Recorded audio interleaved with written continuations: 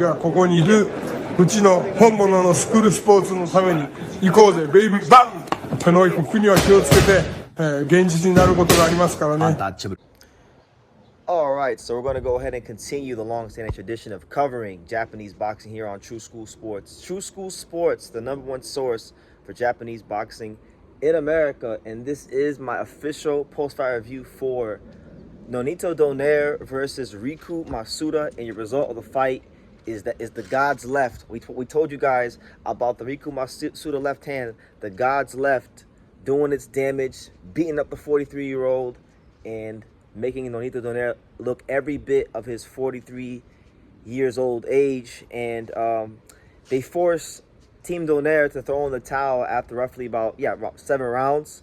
So, you know, for the 4th time in his last 5 fights, and for the 5th time in his last 10 fights, Nonito Donaire has suffered defeat.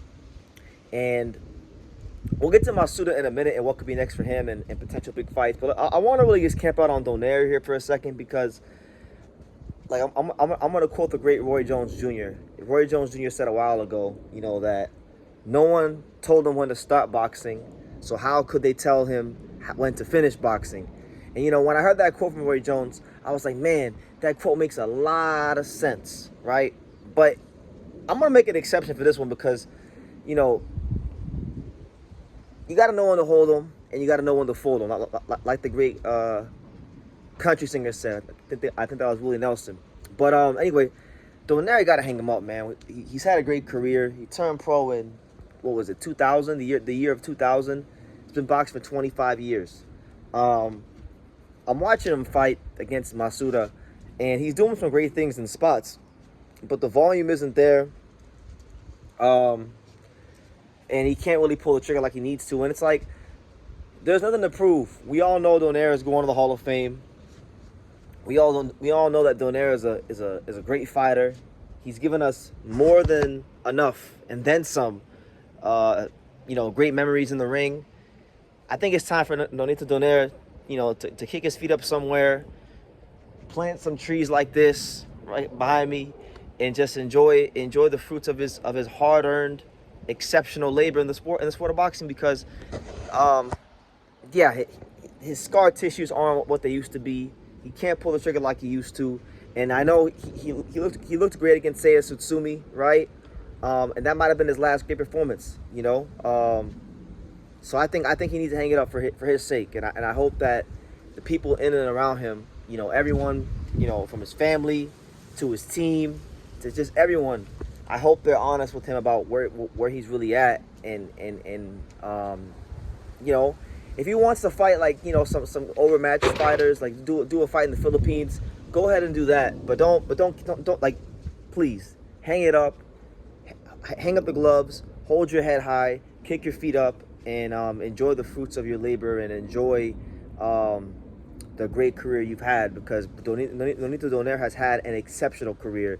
Fighters would kill to have even, you know, 10% of the career he's had in the sport of boxing. So respect to him, love to him, and just thank you for inspiring a whole generation of fighters to be the best they can be. Because that's one thing about Donaire. You can never say he didn't try his best to be his best, right? So that's all I'll say on that. As far as Riku Masuda, man, really good win for him. You know, this is a guy that was I believe that was his 10th professional fight, and it's a great win for him, because Masuda, he's been knocking on the door of a world title for quite some time now, and his one loss, his lone loss, came to one of the best bantamweights in the world and a world champion in Seiya Tsutsumi, and that was back when they both fought for the Japanese title.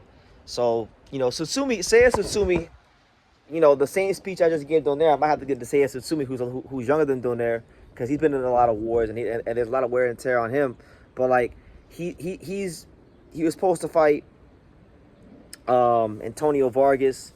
They were supposed to do a consolidation bout to determine who was the real, truthful WBA bantamweight champion, and you know, he keeps getting injured, cuts keep flaring up, you know, things like that. So I'm not sure when he's going to return. I'm not sure really how much more boxing that Tsutsumi has left. But Masuda versus Utsumi seems to be a fight that definitely should happen. And if not him, then I'm looking at fights against the likes of Kenneth Lovere from the Philippines, which I think would be a great fight. Probably one of the most exciting fights you can make in the bantamweight division. Two big-time power-punching lefties. I love that fight. If not that fight, then you got Katsuma Akitsugi, who just signed a co-promotional deal with Tekken Promotions.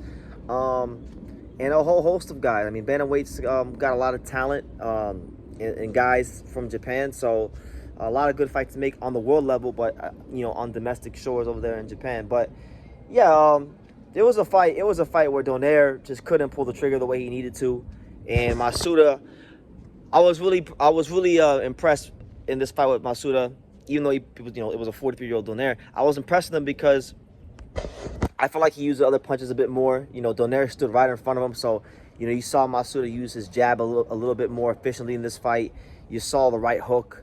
You saw just a more patient, methodical Riku Masuda, and once he got in his rhythm and he found a home for the left hand, that was going to be all she wrote. So a really good win for him to really just spring his career forward. And like I said, that's got to be it for Donaire. People around him, in and around him, his whole team, please just be honest with him. Like, had a great career. I know he looks like he's still having fun boxing, right? But like, who wants to see the guy get hurt? Like, got a great guy like Donaire, who's already been in like what has it been, 53 pro fights. Guys paid his dues and then some. Like, we don't like enjoy your career, Nonito. We love Nonito so much that we don't need any more from Nonito. No one needs any more from Nonito. Just enjoy the fruits of your labor, champ. You earned it. But yeah, we'll see what happens. We'll see what happens with Riku Masuda. Good test for him. He passed. And yeah, personally for me, if I'm the commissioner of boxing, if I get a chance to make one fight for Riku Masuda, I would do the Kenneth Lovere fight. So you just be the older, shop worn, at the end of his career Filipino. Why not fight an explosive Filipino in Kenneth Lovere? A guy that he has that explosive Filipino power. Riku Masuda has more of that heavy thudding power. It's Japan versus the Philippines. I actually think if you're talking about just pure entertainment, if you're talking about like excitement, watch value, I would say that there is no more entertaining fight in the bantamweight division than Riku Masuda versus Kenneth Lovere. But we'll see how it goes. I would anticipate that they're going to go a different route than that. But give me your comments, guys. What did you guys think about Donaire, Masuda, all that stuff? What's next? Thank you for watching True School Sports. Thank you for watching another video on the untouchable True School Sports Empire, the home of boxing. We're on the road to 100,000 subscribers, guys. So help us keep being great. Help us keep pushing out that real boxing content for the fine folks all around the world. And make sure you jab, you hook, you Mike Tyson, you Mayweather that subscribe button. Pops, show them how do they gotta hit the subscribe button. Pop, pop, pop.